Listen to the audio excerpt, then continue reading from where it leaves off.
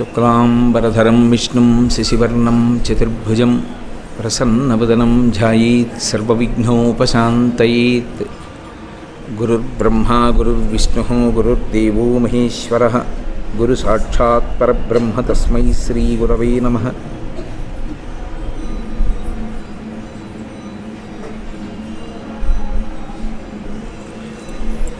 వ్యాసాయ విష్ణురూపాయ వ్యాసరూపాయ విష్ణవే నమో వై బ్రహ్మనిధయే వాసిష్ఠాయ నమో నమః.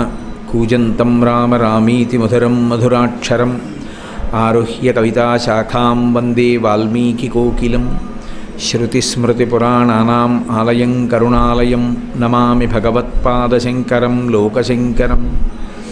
వాగర్ధావివ సంపృక్తౌ వాగర్ధప్రతిపత్తయే జగతః పితరౌ వందే పార్వతీ పరమేశ్వరౌ.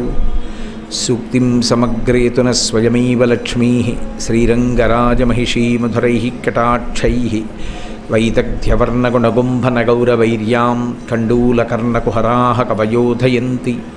హైమోర్ధ్వపుండ్రమజహన్మకుటం సునాసం మందస్మితం మకరకుండలచారుగండం. బింబాధరం బహుళదీర్ఘకృపాకటాక్షం శ్రీవేంకటేశముఖమాత్మని సన్నిధత్తాం. విమలపటీ కమలకుటీ పుస్తకరుద్రాక్షసస్తహస్తపుటీ కామాక్షీ పక్ష్మలాక్షీ కలిత విపంచీ విభాసి వైరించీ. మనోజవం మహృతతుల్యవేగం జితేంద్రియం బుద్ధిమతాం వరిష్టం వాతాత్మజం వనరయూధముఖ్యం శ్రీరామదూతం శిరసా నమామి. ఆపదామపహర్తారం దాతారం సర్వసంపదాం లోకాభిరామం శ్రీరామం భూయో భూయో నమామ్యహం. హరి ఓం. పరమేశ్వర స్వరూపైన సభకి నమస్కారం. నచసీతా త్వయా హీనా నచాహమపి రాఘవ ముహూర్తమపి జీవావో జలన్మధ్యా వివాధృతౌ అన్నాడు. అన్నయ్య వెళ్ళిపోతాను వెనక్కి, నువ్వు వెళ్ళిపో ఇంటికంటే వెళ్ళిపోతాను, కానీ అన్నయ్య నాకు ఒక బలహీనత ఉంది. నేను వెనక్కి తిరిగి వెళ్ళిపోవడం మొదలు పెడితే ఎంతసేపు బ్రతికుంటానో తెలుసా?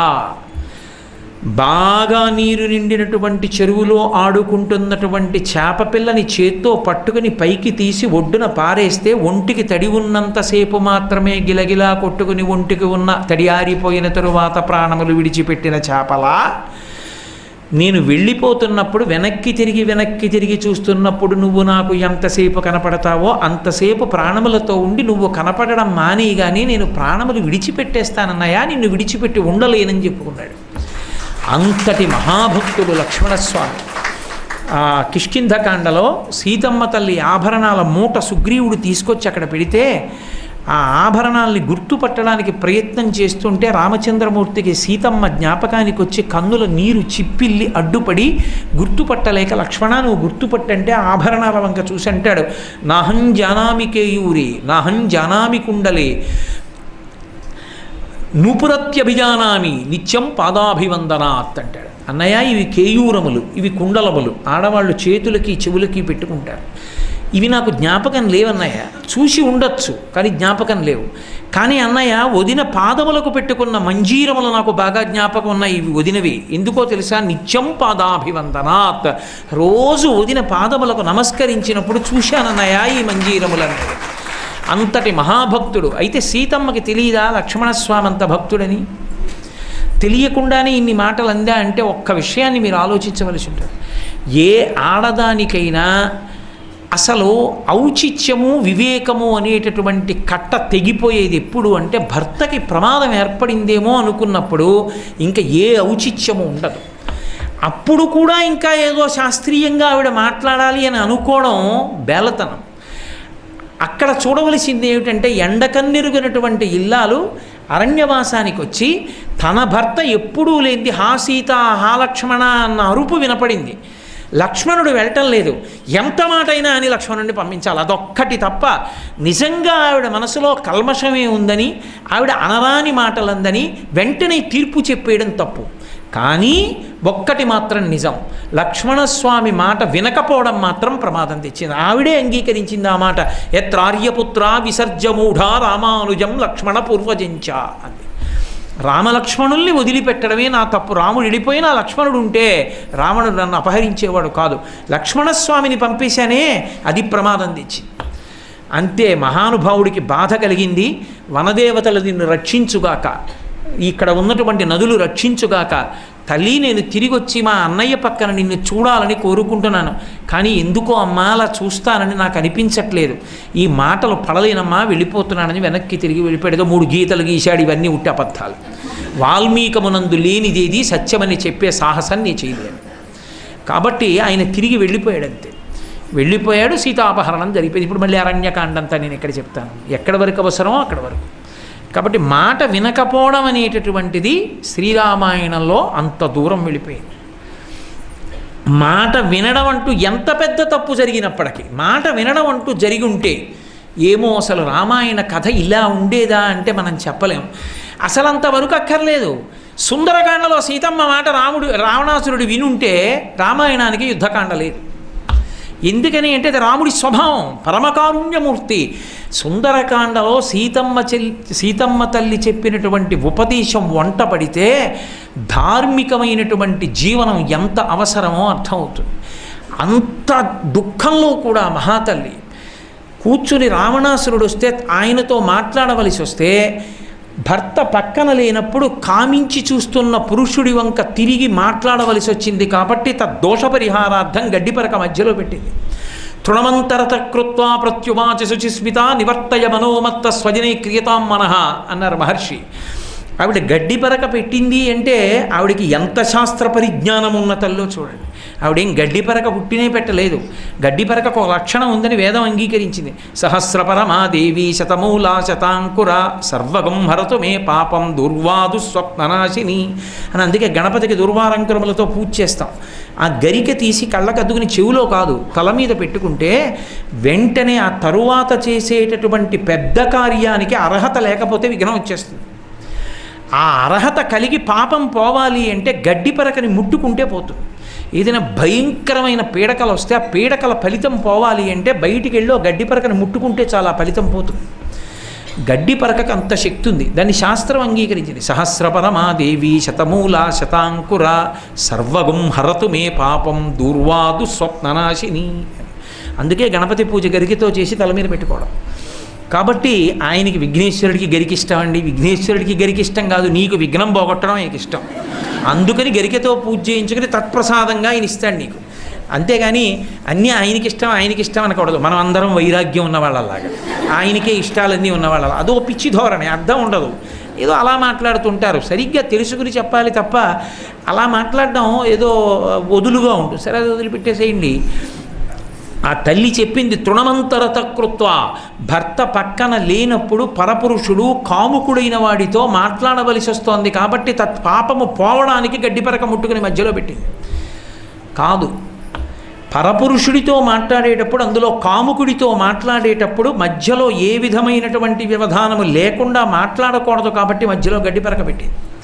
ఒక్కొక్క పదార్థానికి ఒక్కొక్క శక్తి ఉంటుంది. పెళ్లి కొడుక్కి పెళ్లి కూతురికి పెళ్లి చేస్తూ ఉంటారు. తెల్లవారుజామున 2 గంటలకి సుముహూర్తం. అసలు ఎప్పుడు పెట్టాలి భోజనాలంటే పెళ్ళి అయిపోయాక భోజనాలు పెట్టాలి. కన్యాదానం చేశావు కాబట్టి భోజనం పెడతారు, అంతేకాని చేయకుండా భోజనాలు ఎందుకు?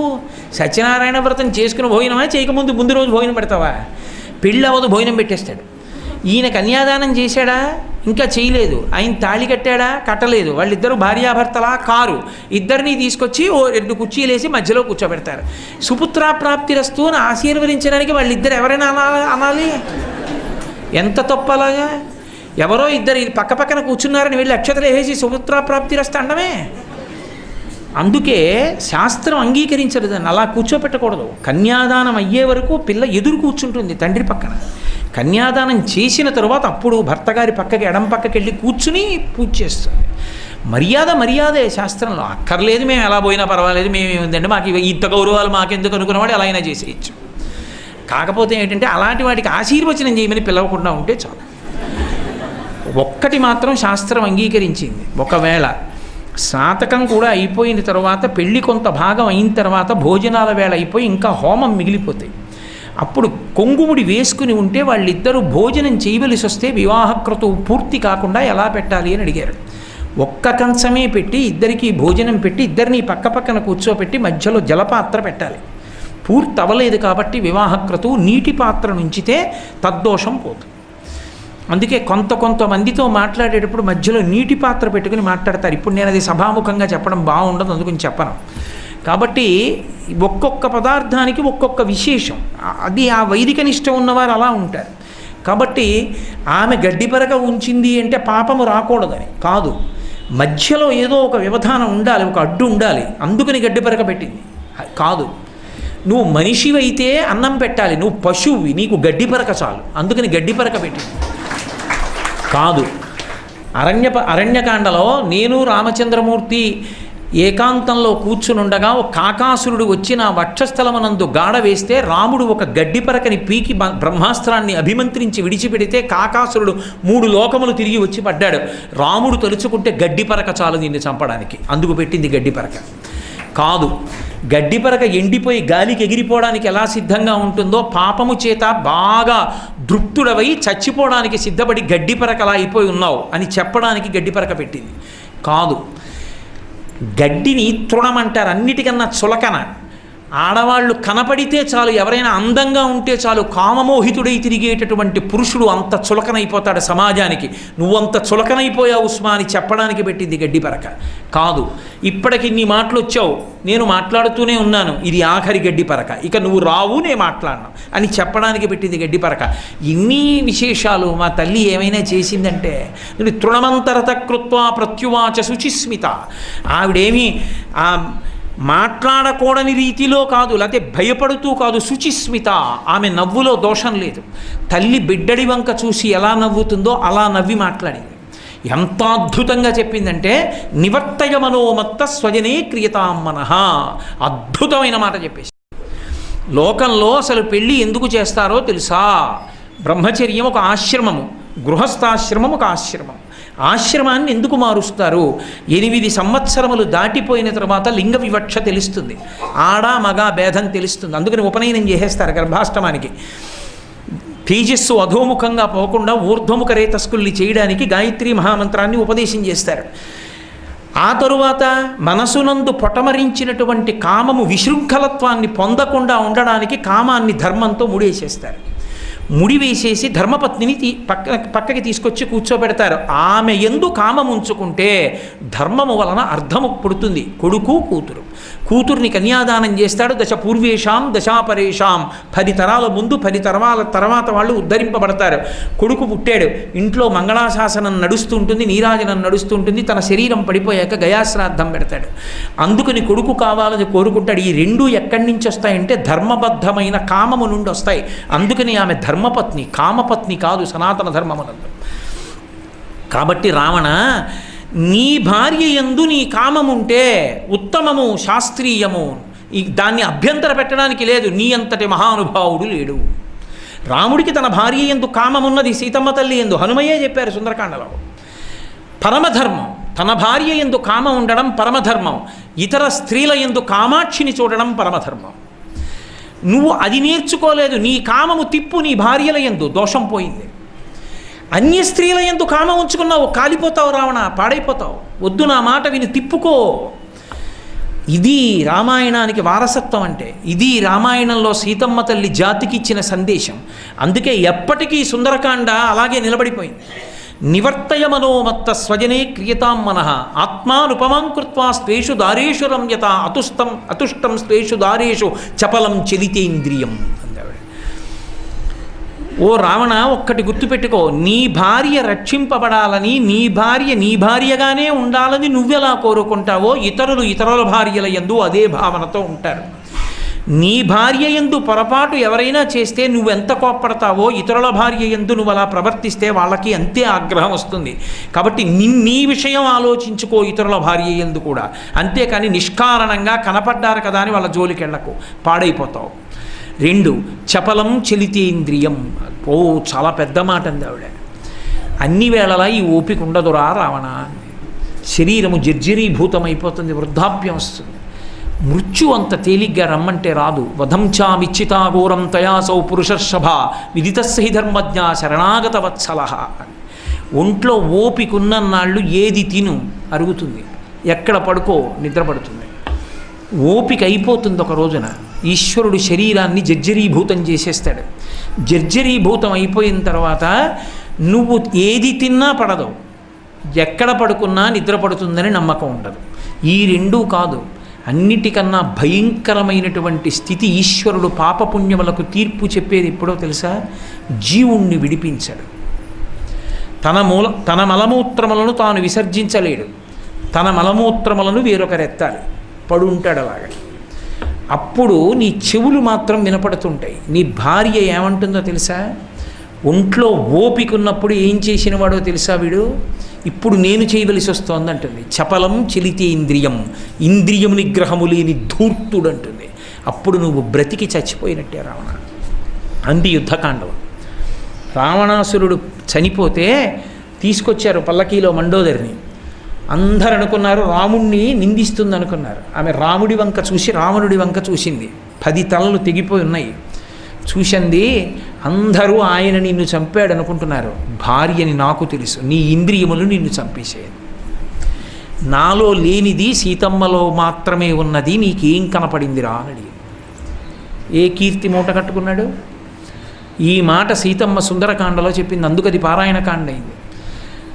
ఆత్మానుపమాం కృత్వా స్త్వేషు దారేషు రమ్యత అతుష్టం స్త్వేషు దారేషు చపలం చలితేంద్రియం వధంచామిచ్చితాఘోరం తయాసౌ పురుషర్షభ విదితస్సహి ధర్మజ్ఞ శరణాగత వత్సల.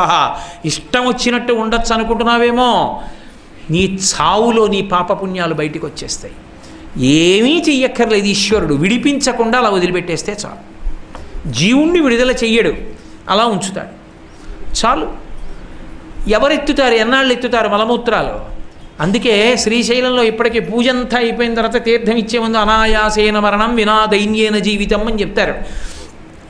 అనాయాసంగా వెళ్ళిపోవాలి, చేయి చాపకుండా బ్రతకగలగాలి. ఈ 2 ఈశ్వరా నాకు ఇప్పించమని అడుగుతారు. అది కానీ విడిపించలేదో ఈశ్వరుడు, నిరంతర భయంతో అలా పడిపోయి ఉండిపోయి చర్మం కూడా ఊడిపోయి పుళ్ళు పుట్టేసి పురుగులు పుట్టేసి చీమలు చెవిలోకి వెళ్ళిపోయినా ఇలా అనుకోలేక మూలుగుతుంటే అక్కడ నేనే చూసా స్వయంగా. పుల్లటి కంపు వచ్చేస్తే భార్య కూడా గదిలోకి వెళ్ళక 20,000 ఇస్తామన్నా ఎవరూ పని చేయడానికి ఒప్పుకోకపోతే అవతల శరీరమా మొదలడం మనిషా ఉంటాడు. భయంకరమైన ఆకృతి అయిపోయి అస్థిపంజరంలా అయిపోయి అన్నీ పొడుచుకొచ్చేసిన కళ్ళు 2 అంగుళాల లోపలికి పోయినా బ్రతికే ఉంటాడు. ఎవరిని గుర్తుపట్టాడో ఏమీ మాట్లాడలేడు, కానీ ఎందుకున్నాడో తెలియదు. ఎక్కడి నుంచి ఓపిక వచ్చి ఉండిపోతున్నాడో తెలియదు, ఉండిపోతాడు. ఈశ్వరుడు అప్పుడు అనుభవింపజేస్తాడు పాపాన్ని, అప్పుడు ఏడుస్తావు. అందుకని నా మాట విన్ను. బ్రతికియున్నన్నాళ్ళు నీ భజన తప్పను కాని మరణకాలమునందు మరతునేమో ఆవేళ యమదూతల అగ్రహంబున వచ్చి ప్రాణముల్ పెకలించి పట్టునప్పుడు కపవాత పైత్యముల్ కప్పగా శ్రమచేత కంపముద్భవమంది కష్టపడుచు నారాయణాయంచు నా జిహ్వతో నిన్ను పిలుతునో శ్రమచేత పిలువలేనో నాటికిపుడి నీ నామస్మరణ చేతు చెవినిడవయ్య భూషణ వికాస శ్రీధర్మ పురనివాస దుష్ట సంహార నరసింహ దురిత దూరా అని చెప్పుకుంటాడు నృసింహశతక కర్త. ఏమో అప్పుడు అనగలనో అనలేనో, ఓపికండగా ఇప్పుడే అంటున్నాను, వీడు అన్నాడని విని గుర్తుపెట్టుకోవయా స్వామి అంటాడు. కాబట్టి బ్రతకడం తేలిక రావణ, చావడం కష్టం. నిన్ను చంపుతాడు అనుకుంటున్నావేమో రాముడు, నిన్ను అలా ఉంచి చంపుతాడు మిగిలిన వాళ్ళని. కళ్ళ ముందు తమ్ముళ్ళు వెళ్ళిపోతారు, కళ్ళ ముందు సైన్యం వెళ్ళిపోతుంది, కళ్ళ ముందు సేనాపతులు వెళ్ళిపోతారు. ఒక్కడివే, ఇంత అంతఃపురానికి ఒక్కడివే ఉంటావు, యుద్ధభూమిలో ఒక్కడివే నించుంటావు. అందరూ వచ్చి నీ చావు కోసం నిరీక్షిస్తారు. ఒక్కొక్క తల తరిగేస్తాడు. అప్పుడు ఏడుస్తావు, ఎందుకు నేను ఈ పని చేశానని. నిన్ను రక్షించే వాళ్ళు ఉండరు. నా మాట విను, వద్దు అని అక్కడ చెప్పింది సుందరకాండలో తల్లి. మళ్ళీ మారీచుడు ఏం చెప్పాడో అదే చెప్పింది. ఇహ సంతో నవాసంతి సతోవా నానువర్తసే తథాహి విపరీతాతే బుద్ధిరాచారవర్జిత అని అడిగింది. ఏమిరా ఈ లంకాపట్టణంలో మంచి చెప్పేవాళ్ళు లేరా? చెప్పినా వినవా? విన్నా ఆచరించవా? ఎక్కడుంది నీ ఎందు దోషం అని అడిగింది. ఆవిడికి భయం ఏమిటండి? భీరు అని వాడంటాడు. ఆవిడ ఎంత ధైర్యంగా మాట్లాడిందో నా తల్లి. ఇహ సంతో నవాసంతి సతోవా నానువర్తసే తథాహి విపరీతాతే బుద్ధిరాచారవర్జిత. వినవా? విన్న విషయాలు చెవిలో పెట్టుకోవా? జ్ఞాపకంలో పెట్టుకుని ఆచరించవా? ఎక్కడుంది దోషం నీ ఎందని అడిగింది. రాముడు చాలా చులకన రాముణ్ణి చంపేస్తాను అంటున్నావు కదా, నిజంగా రాముణ్ణి చంపగలిగిన మొనగాడివైతే రామలక్ష్మణుల్ని ఓడించి నన్ను ఎందుకు ఎత్తుకురాలేదు? నహిగంధముపాఘ్రాయ రామలక్ష్మణయోస్త్వయా శక్త్యా సందర్శనే స్థానం శునా శర్దూలయోరివా. కుక్క పెద్దపులి వాసన వస్తే పారిపోయినట్టు రామలక్ష్మణులు లేకుండా చేసి నన్ను ఎందుకు ఎత్తుకొచ్చావు? మరి ఇప్పుడు అన్ని డాంబికాలు మాట్లాడతామే రామలక్ష్మణుల గురించి. ఏది ఎదురు నిలబడి చూస్తాను రామలక్ష్మణులకి? అయినా పిచ్చివాడా, నీకు తెలియక అలా మాట్లాడుతున్నావు. నన్ను తీసుకొచ్చానని నువ్వు అనుకుంటున్నావు. నీ తరం కాదు నన్ను రాముడి దగ్గర నుంచి తీసుకురావడం. శక్త్యా లోభయితున్నాహం ఐశ్వర్యేణ ధనేనవా అనన్యే రాఘవేణాహం భాస్కరేణ ప్రభాయధ. సూర్యుడు అక్కర్లేదు, సూర్యుడి ప్రభ కావాలి. దీపం అక్కర్లేదు, దీపపు కాంతి కావాలి. పువ్వు అక్కర్లేదు, సౌరభం కావాలి. పాలక్కర్లేదు, వాటి తెలుపు కావాలంటే విడి వస్తాయిరా? సీతారాములు ఒక్కటే, విడివిడి వచ్చేదాన్ని కాను. ఓరి పిచ్చివాడా, ఇదంతా ఎందుకు జరిగిందో తెలుసా? ఆవిడ చెప్పేసింది మహాతల్లి. యథార్థం చెప్పింది వాడు వింటే కదూ. ఒరే విధిస్తవ పదార్థాయ విహితో నత్ర సంశయ. అనుమానం పెట్టుకోకు, నువ్వు చచ్చిపోవడానికి నన్ను ఎత్తుకొచ్చావు. నీ చావు నువ్వు వండుకుంటున్నావు, తర్వాత నీ ఇష్టం. నీకు 2 నెలల సమయం ఇచ్చానన్నాడు, అహంకరించాడు, పోయాడు తప్ప ఒక్క మాట తల్లి చెప్పింది విని ఉంటే, వాడి చెవులకు ఎక్కి ఉంటే శరణాగత వత్సలహ ఇంత తప్పు చేశావని రాముడేమనుకోడు. వెళ్ళి కాళ్ళ మీద పడిపో చాలు, రక్షించేస్తాడు. నీ లంక నువ్వు వేలుకో, నన్ను రామచంద్రమూర్తికి ఇచ్చేయి. అసలు నువ్వు ఇమ్మంటున్నానని చేతకాని దాన్ని అనుకుంటున్నావా? అసందేశాత్తు రామశ్చ తపసశ్చానుపాలనాత్ నత్వాం కుర్మి దశగ్రీవ భస్మార్హి తేజస. నరకాంతని కనుక పాతివ్రత్యాన్ని పాటించాలి కాబట్టి, నరకాంతగా నటిస్తున్నాను కాబట్టి నేను రామచంద్రమూర్తి వచ్చి నన్ను రక్షించాలని కోరుకుంటున్నాను తప్ప, నేనే తలుచుకుంటే నాకున్నటువంటి తపశ్శక్తితో నిలబడినటువంటి నిన్ను భస్మరాశి కింద పడిపోయేటట్టుగా బూది కుప్పగా మార్చగలను. వదిలిపెట్టాను రా రావణ, గుర్తుపెట్టుకోవాలి. ఇన్ని చెప్పినప్పుడు ఒక్క మాట తలకెక్కుంటే రామాయణం ఎలా ఉండేదో. ఎక్కడ ఎంతమంది చెప్పలేదు రావణుడికి, ఎంతమంది చెప్పారు.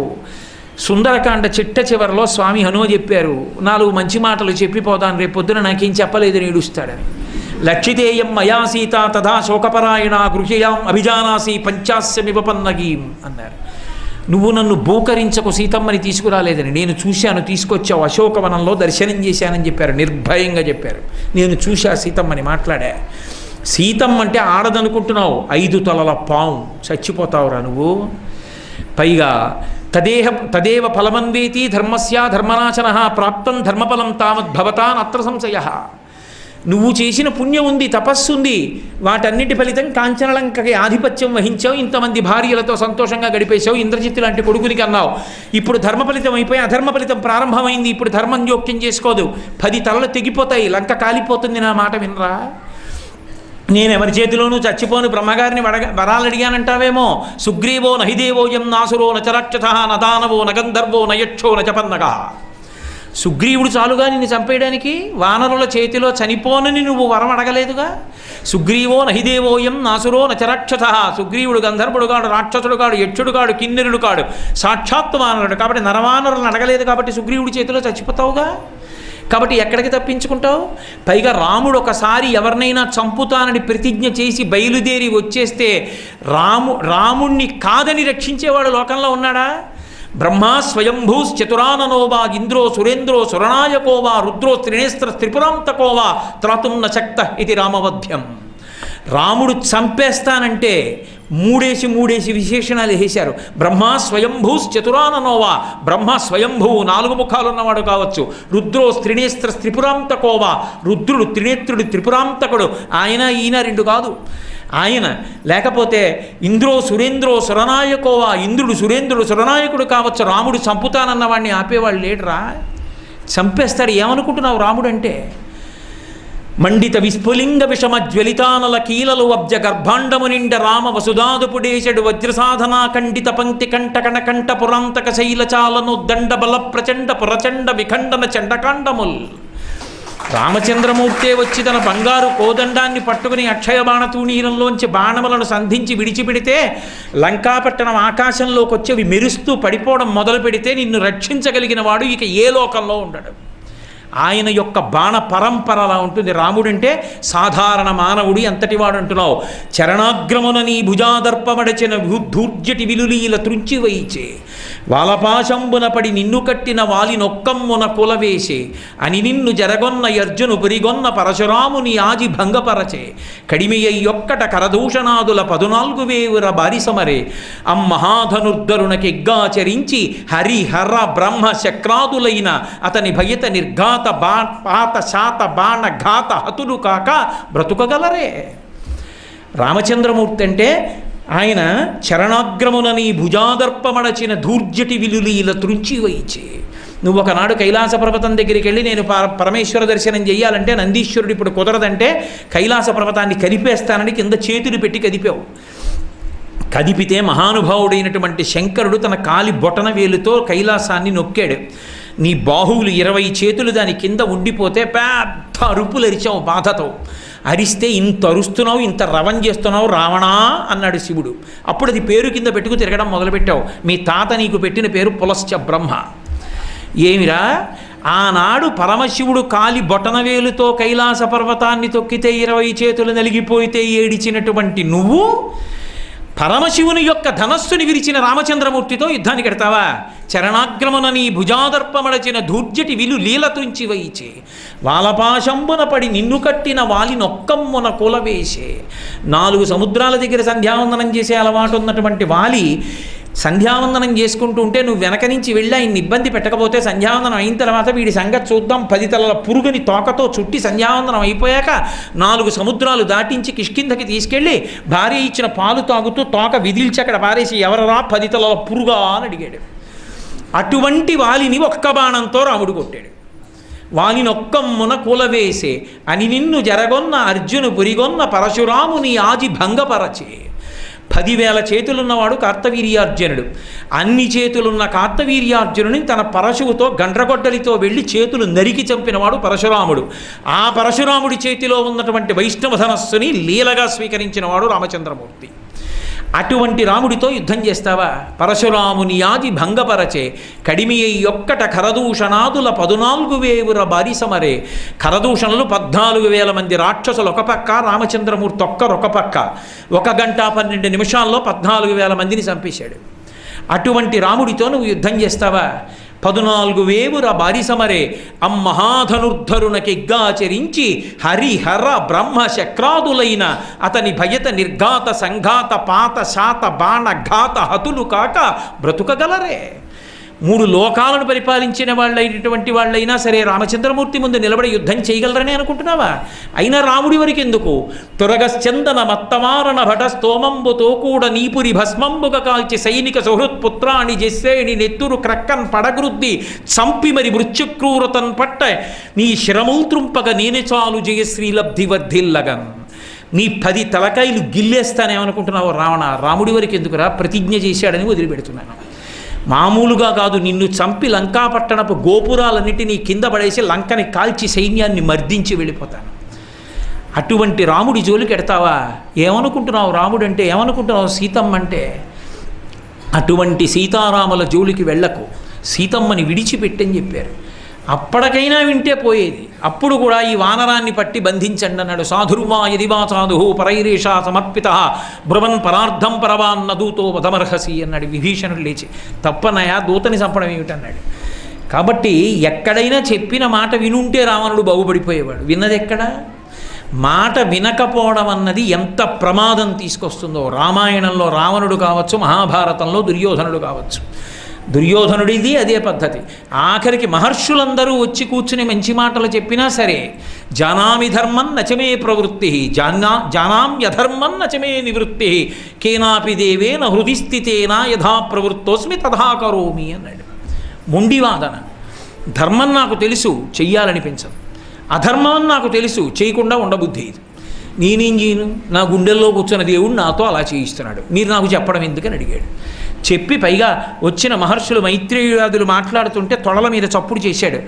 పెద్దవాళ్ళు మాట్లాడుతున్నప్పుడు తొడలు తెరిచి చప్పుడు చేశావు కాబట్టి నీ తొడలు భంగమై మరణిస్తావని శాపం ఇచ్చారు. ఋషుల శాపం. భీమసేనుడు కొట్టిన గదాప్రహారానికి తొడలు విరిగి కింద పడిపోయాడు కురుక్షేత్రంలో. కాబట్టి చెప్పిన మాట విననివాడు లోకంలో బాగుపడిన వాడెవరున్నాడు? ఎంత ఉద్వేగంలో ఉన్నా చెప్పిన మాట విన్నవాడెవరున్నాడో వాడు ధన్యాత్ముడు. భరతుడు ఉద్వేగాన్ని పొందాడు రామాయణంలో. మహానుభావుడు రామచంద్రమూర్తిని కలుసుకోవాలని వెళ్ళి రాముడిని మళ్ళీ తిరిగి తీసుకురావాలని అపనిందంతా తన మీద పడిపోయిందని ఎంత ఏడ్చాడో. యావన్న రామం రక్షామి లక్ష్మణం వా మహావరం వైదేహీం వా మహాభాగాం నమే శాంతిర్భవిష్యతి యావన్న చరణౌభ్రాతు పార్థివ్యం జనాన్వితౌ శిరసాధారయిష్యామి నమే శాంతిర్భవిష్యతి అంటాడు అయోధ్యకాండలో. ఏనాడు రాముణ్ణి చూస్తానో, సీతమ్మని చూస్తానో, లక్ష్మణుని చూస్తానో అప్పుడే నాకు శాంతి. ఏనాడు రాముడి పాదాలు నా తల మీద పెట్టుకుంటానో అప్పుడు నాకు శాంతి అని పరుగున రాముడి దగ్గరికి వెళ్ళాడు. రాముడి దగ్గరికి వెళ్ళాడు. తండ్రి చనిపోయిన వార్త చెప్పాడు. అన్నయ్య రాజ్యం తీసుకోని ఎంత బతిమాలాడు.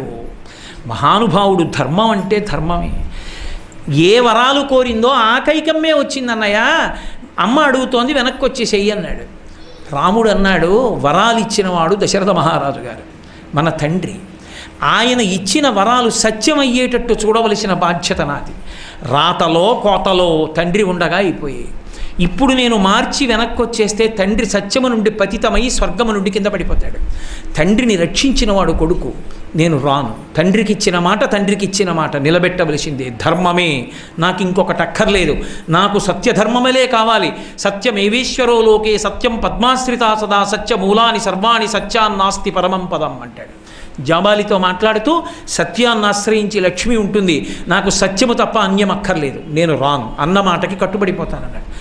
భరతుడికి విపరీతమైన ఉద్వేగం వచ్చేసి ప్రాయోపవేశం చేస్తాను, ఇక్కడే సుమంత్ర వెళ్ళి దర్భలు పట్టరా అన్నాడు. సుమంత్రుడు రాముడి వంక చూశాడు, రాముడు అంగీకరించలేదు. భరతుడే వెళ్ళి దర్భలు తెచ్చుకుని పరుచుకుని రాముడి పర్ణశాల ఎదురుగుండా పడుకున్నాడు. పడుకుని నువ్వు వస్తానంటే తప్ప నేను లేవను, ఇలాగే పడుకుంటాను అన్నాడు.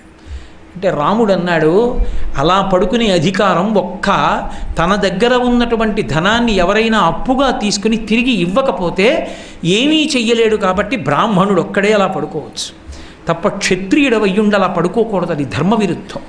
చేసినది తప్పు కనుక ప్రాయశ్చిత్తంగా లేచి ఉదకం ముట్టుకో, నన్ను ముట్టుకో అన్నాడు. ధర్మమూర్తి కనుక లేచి ఉదకం ముట్టుకుని రాముడిని ముట్టుకున్నాడు.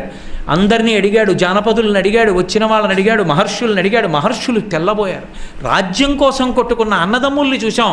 అన్నయ్య నీది రాజ్యం అంటాడు తమ్ముడు, తమ్ముడా నీది రాజ్యం అంటాడు అన్నయ్య. ఏమీ అన్నదమ్ములు రా అని పొంగిపోయారు. అప్పుడు అందరినీ అడిగాడు, మీరు చెప్పలేని నేను ఒక్కడే ఏడుస్తున్నాను అన్నయ్య దగ్గరనే. వాళ్ళు అన్నారు, ఏం చెప్పమంటావు, మీ అన్నయ్య మాట్లాడింది పరమ ధర్మం కాబట్టి మేము మాట్లాడలేకపోతున్నాం అన్నారు. అప్పుడు మహానుభావుడు మాట వినడం అంటే అది. అన్నయ్య నువ్వు అక్కర్లేదు, నీ చెప్పులు పరిపాలిస్తాయి అన్నయ్య. ఇదిగో వశిష్ఠుడు తెచ్చాడు, ఈ చెప్పుల మీద ఒక్కసారి పాదాలు పెట్టి వదిలేయమని బంగారు పాదుకలు అక్కడ పెట్టాడు. అధిరోహార్య పాదాభ్యాం పాదుకే హేమలంకృతే ఏతే సర్వలోకస్య యోగక్షేమం విధాస్యత. సమస్త లోకము యొక్క యోగక్షేమములను నీ పాదుకలు చూస్తాయన్నయ్య అన్నాడు. అది గౌరవం అంటే. ఆ పాదుకలు పట్టుకుని వెళ్ళేటప్పుడు నేను రైలు ఎక్కి నా పెట్టి నా నెత్తి మీద పెట్టుకోవాలా? నా పక్కన పెట్టుకోవచ్చు, కింద పెట్టుకోవచ్చు, లగేజ్ కౌంటర్లో పెట్టుకోవచ్చు. రథం ఎక్కినటువంటి భరతుడు రథంలో పక్కన పెట్టకూడదా? పెట్టలేదు. తత శిరసి కృత్వాతు పాదుకే భరతస్తదా శత్రుఘ్నేన సమన్విత ఆరురోహ రథం హృష్ట్వా శత్రుఘ్నేన సమన్విత అన్నారు మహర్షి. ఏమి భక్తి భరతుడిది! ఆ రామచంద్రమూర్తి ఎక్కి దిగిపోయిన పాదుకల్ని తీసుకుని తత శిరసి కృత్వాతు తల మీద పెట్టుకుని వెళ్ళి అలాగే రథం ఎక్కి రథంలో కూర్చుని తల మీదే ఉంచుకున్నాడు శత్రుఘ్నుడితో కలిసి. తల మీదే పెట్టుకుని అయోధ్యాపట్టణానికి వెళ్ళి అన్నయ్య లేని అయోధ్యలో నేను ఉండలేను, నందిగ్రామానికి వెళ్ళిపోతున్నానని నందిగ్రామానికి వెళ్ళిపోయి సింహాసనం మీద పాదుకలు పెట్టి పరిపాలన చేశాడు. మంగళాశాసనపరై మదాచార్య పురోగమై సర్వైశ్చ పూర్వైరాచార్యై సత్కృతాయాస్తు మంగళం. మంగళం కోసలేంద్రాయ మహనీయ గుణాత్మనే చక్రవర్తి తనూజాయ సర్వభౌమాయ మంగళం. ఉమాకాంతాయ కాంతాయ కామితార్థప్రదాయినే శ్రీగిరీశాయ దేవాయ మలినాథాయ మంగళం. సర్వం శ్రీ ఉమామహేశ్వర పరబ్రహ్మార్పణమస్తు. స్వస్తి.